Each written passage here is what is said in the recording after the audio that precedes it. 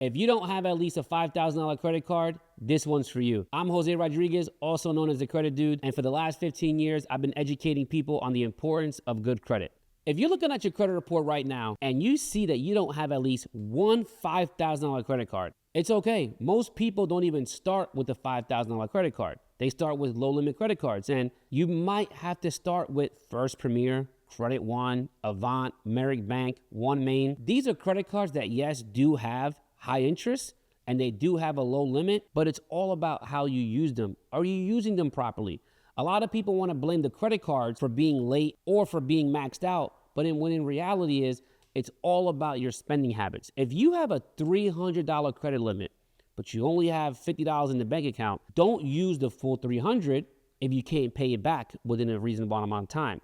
That's where the credit trap happens, and that's where no matter what interest rate you have, you're going to put yourself in a position to where you're going to end up having late payments, charge-offs, and ultimately negative things in your credit report that's going to affect you for many years. So if you have these low-limit credit cards, the proper way to use them is to not max them out fully every single time. Now, if you do, just make sure that you have that money in the bank account to pay it off in full. But if you have, let's say, a First Premier with a $300 credit card or a Credit One with a $500 limit, maybe just put $20, $100, $50 and pay it off as soon as possible rather than over time, because not only are you building credit, but also you're only spending what you have in the bank.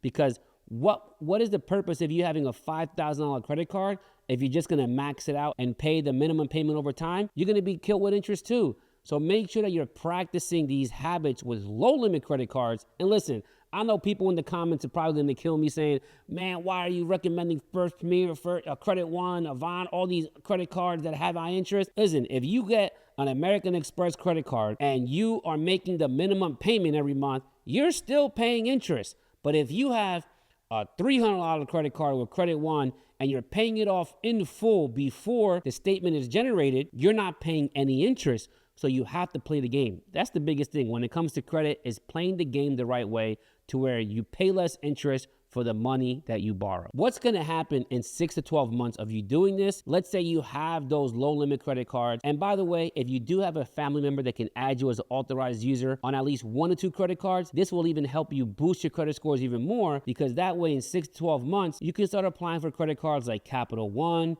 Discover, Wells Fargo, where you might not get a $5,000 limit yet, but you'll be pretty close. You could even look at Apple. They're through Goldman Sachs Bank, and sometimes you can even apply for Apple right on your phone and get pre-approved for a limit and then accept the offer and you're good to go. That account is going to report to all 3 credit bureaus. Capital One is going to pull all 3 credit bureaus, and then usually Discover pulls Equifax. So you want to know which banks pull which credit bureaus, so that way you can start applying 1 or 2 here and there, not racking up a lot of inquiries. But at the end of the day, those low limit credit cards that you had before, they're no longer going to serve a purpose. They already serve their purpose. You built the foundation of your credit report.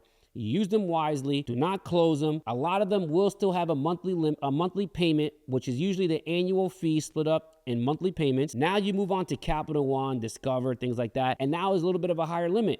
You still make on-time payments to everything, because now even after that time frame, that's where the true magic happens, and that's truly where you start building a real foundation. You know, I had a client that started with a $2,000 Capital One. After a family member added him as an authorized user, he then moved up to an Apple credit card. Just recently, he got approved for an American Express and a Chase credit card, and that's how you do it. You got to start somewhere. You build. Next thing you know, you're getting approved for very, very high limits, okay? Now, after 12 to 18 months, now we're taking you down a little bit of a journey. You're progressing, and you're getting high limit credit cards. Now you're getting offers from American Express, Chase, Citibank. Now you're getting these limits that are $10,000, $15,000, $20,000. And guess what? It might have started with $300 Credit One. I can tell you this, guys. Credit One is not the problem. First Premier is not the problem. That might be the only credit card you get. We've seen people that say, listen, Jose, I want to build credit. I don't have $200 right now for a secured credit card. That's okay. Get a Credit One card. They're not going to charge you anything up front. They'll put the $75 activation fee on the card. You get your first payment in the mail. You make $25 payments for 3 months. Boom, you're building credit for 3 months. What's wrong with that when you really think about it? What is wrong with you building credit with a credit card that has high interest? Nothing, because if you max it out, that's the problem, okay? So now, after 18 months, now you're traveling for free. You have points with American Express.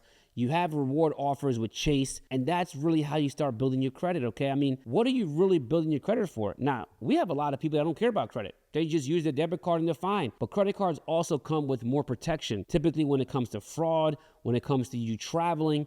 So ultimately, the benefit isn't just to have a high credit score, it's also to use credit cards that are going to be used to your advantage for when you're traveling. God forbid if somebody steals something, or if you are a victim of identity theft, credit cards typically come with a little bit more protection than a debit card. And by the way, if you're already going to be spending money on your debit card, why not use a credit card and reap the rewards of travel rewards? Okay, you get cash back, miles, things like that. The next thing you know, you can tell your wife, hey babe, I racked up 30,000 miles. We're gonna go on this trip for free, stay at this hotel, do what we gotta do, and then boom, now you're having a nice little vacation with your spouse for free. And if you want, also bring your kids. Women, we bring paying everywhere. If we don't bring it, she can be mad. What you're gonna do now with these low limit credit cards is you're not gonna cancel them, and you're not just gonna destroy them. You're not even gonna close them. What you're gonna do is you're gonna help the next person. So let's say if you have a family member or a sibling or even a kid that doesn't have any credit or is looking to build their credit, you can add them to these low limit credit cards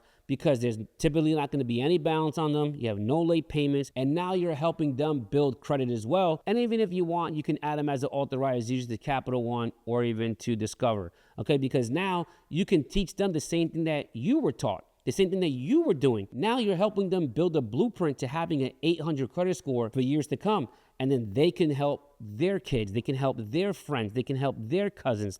And that's truly how now you start building generational credit by everyone around you having good credit. And it all started with low limit credit cards. So I hope this helped you. I hope you understand the true power of credit is not in what you do right now. It's what you do 12 to 18 months down the road. If this video resonated with you and you understand and you got something out of it, make sure you like this video, subscribe to my YouTube channel, and hit the notification bell. So that way when I drop more videos like this, you know when they're coming. But other than that, I'll see you guys in the next one, and take care.